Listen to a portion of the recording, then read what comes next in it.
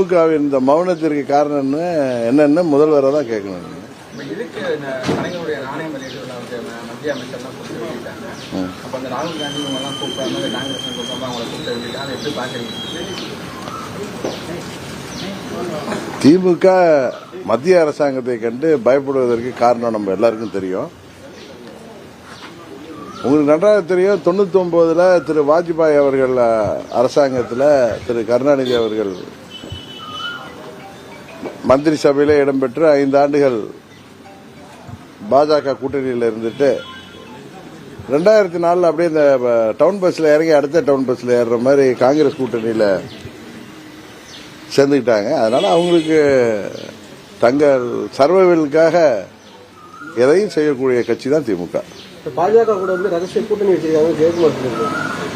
ஜெயக்குமார் சொல்றதெல்லாம் எனக்கு அதை பத்தி எனக்கு தெரியல. ஆனா திமுக எதற்கும் தயாரானவர்கள் தங்கள் பதவியை காப்பாற்றிக் கொள்ள.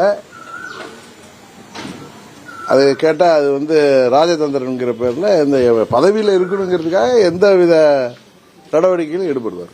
முதல்வர் சொல்றாரு இந்த நிகழ்ச்சி ஏற்பாடு பண்ணது மத்திய அமைச்சகம் சொல்றாரு, மத்திய அரசு சொல்றாரு. எல்முருகன் சொல்றாரு மாநில அரசு தான் இந்த நிகழ்ச்சி ஏற்பாடு பண்ணது, நானே வெளியிட்டு மாநில அரசு கேட்டுக்கொண்டதன் பேர்ல தானே மத்திய அமைச்சர்லாம் கலந்துக்குவாங்க. அது திமுக தலைவர் தான் உங்களுக்கு தெரியுமே, எப்பயும் மாற்றி மாற்றி பேசுவார். தேர்தலுக்கு முன்ன ஒரு பேச்சு, தேர்தலுக்கு அப்புறம் ஒரு பேச்சு. பொதுவாக இப்போ அவங்க மத்திய அரசாங்கம் மீண்டும் மோடி அவர்கள் ஆட்சிக்கு வந்த பிறகு மிகவும் பயப்படுகிறார்கள் என்பது மடியில கனம் இருக்கிறதுனால பயம் அதிகமா இருக்கு அவங்களுக்கு.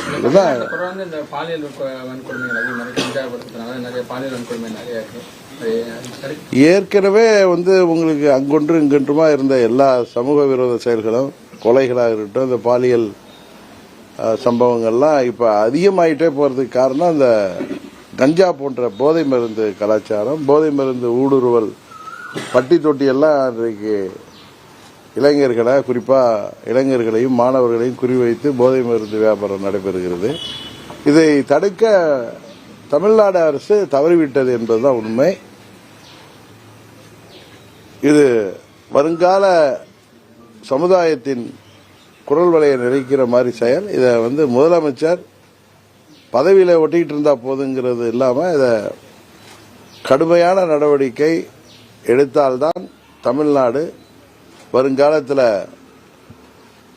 வருங்கால சமுதாயத்தை நல்ல ஒரு சமுதாயமாக உருவாக்க முடியும். சின்னமா சுற்றுப்பயணம் மேற்கொண்டிருக்காங்க. அதிமுகவோட ஒன்றிணைக்கக்கூடிய முயற்சி எப்படி பாக்குறீங்க? அம்மாவுடைய தொண்டர்கள் ஒன்றிணைன்னு எல்லோரும் முயற்சி செய்வது இயற்கை. அதை தாண்டி அதுக்கெல்லாம் பழனிசாமி அவர்கள் தடையாக இருக்கிறப்ப இந்த முயற்சி எல்லாம் எந்த அளவுக்கு பலனா இருக்குன்னு எனக்கு தெரியல.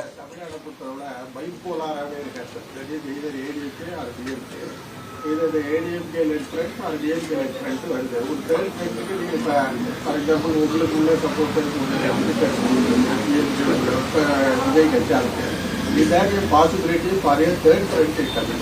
Or whether it will be bipolar in 2026 also? Yeah.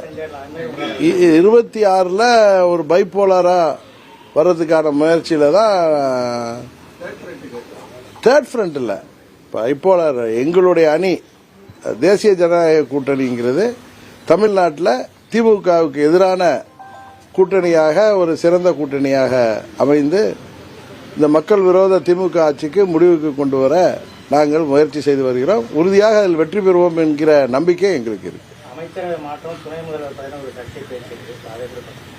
அது முதல்வருடைய அதிகாரம், மக்கள் ஆட்சி அதிகாரத்தை கொடுத்திருக்காங்க. அதனால அமைச்சரவை மாற்றமோ அதுல துணை முதல்வர் பதவியோ அது முதல்வர் அவர் விருப்பம். அது ஆனா தமிழ்நாட்டு மக்களை பத்தி எந்த சிந்தனையும் இல்லாம தேர்தல் வாக்குறுதிகள் எல்லாம் நிறைவேற்றாம இன்றைக்கு எங்கு பார்த்தாலும் ஏதாவது தமிழ்நாட்டை சேர்ந்த விவசாயிகளோ, நெசவாளர்களோ, இல்ல அரசு ஊழியர்களோ, ஆசிரியர்களோ, மருத்துவர்களோ, செவிலியர்களோ, என் மாற்றுத்திறனாளிகள் வரை போராடுகின்ற நிலைமை, தினமும் கைது செய்யப்படுகின்ற நிலைமை, இது மாதிரி ஒரு மக்கள் விரும்பாத நிகழ்வுகள்லாம் நடைபெறுகிறது. மக்கள் நல அக்கறையோடு இந்த அரசாங்கம் நடைபெறணும் என்பதுதான் அவங்க ஆட்சி பொறுப்பில் இருக்கக்கூடிய வரை செயல்பட வேண்டும் என்பதுதான் எல்லோருடைய விருப்பமும். அதுதான் பழனிசாமி அவர்கள் வந்து நாங்க தான் அதிமுகங்கிறாரு, சசிகலா மேடமும் அவங்களும் வந்து நாங்க தான் அதிமுக அப்படின்னு சொல்றாங்க. உண்மையான அதிமுக தொண்டர்கள் எங்க இருக்காங்க?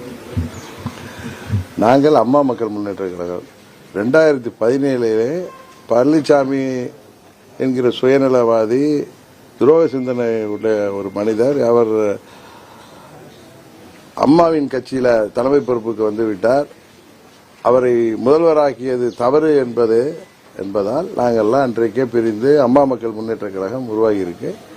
அம்மாவின் இயக்கம் அங்கே உள்ள தொண்டர்கள் இரட்டை இலை இருப்பதனால அங்க சகித்து கொண்டிருப்பவர்கள் கூடிய விரைவில் பழனிசாமியோட இந்த தவறான நடவடிக்கைகளை புரிந்து கொண்டு, சுயநலத்தை புரிந்து கொண்டு, கட்சி எக்காடு கேட்டாலும் சரி தான் வாழ்ந்தால் போதும் என்று பதவியில் ஒட்டி கொண்டிருந்தால் போதும் பழனிசாமியின் நடவடிக்கைகளை அவர்கள் புரிந்து கொண்டு இதற்கு தக்க முடிவு கட்டுவார்கள் என்பது எல்லோருடைய எதிர்பார்ப்பு. அது விரைவில் நடக்கும். இல்லை என்றால் 2026க்கு பிறகு அம்மாவின் கட்சி இருக்குமிடம் தெரியாமல் போய்விடும். 2026 தேர்தலில் விஜயோட அரசியல் பணி எந்த விதத்துல தாக்கத்தை ஏற்படுத்தும்? இதெல்லாம் நான்லாம் இல்லைங்க, சாதாரணமா நீங்க தான் இதெல்லாம் வந்து அரசியல் நோக்கர்களும் ஊடகத்தை சேர்ந்த நீங்கள் தான் அதை வந்து மக்களுடைய பல்ஸ் பார்த்து சொல்லக்கூடியவர்கள். பிஜேபி கூட எல்லாருமே every party had alliance with BJP, that is politics. But do you think that people of Tamil Nadu accept BJP ideology, having gone with BJP, having faced an election with the country? Yeah, in 2019 people of Tamil Nadu were totally against BJP. But 2019 தேர்தல் நேரத்தில் பிஜேபிக்கு எதிரான ஒரு மனோபாவம் தமிழ்நாட்டில் இருந்தது. இப்பொழுது அதெல்லாம் மாறி வருகிறது. நீங்க பாத்தீங்கன்னா 2024 எங்க கூட்டணி பல இடங்கள்ல 2வது இடத்துக்கு வந்திருக்கு. நல்ல வாக்கு சதவீதம் பெற்றிருக்கிறோம்.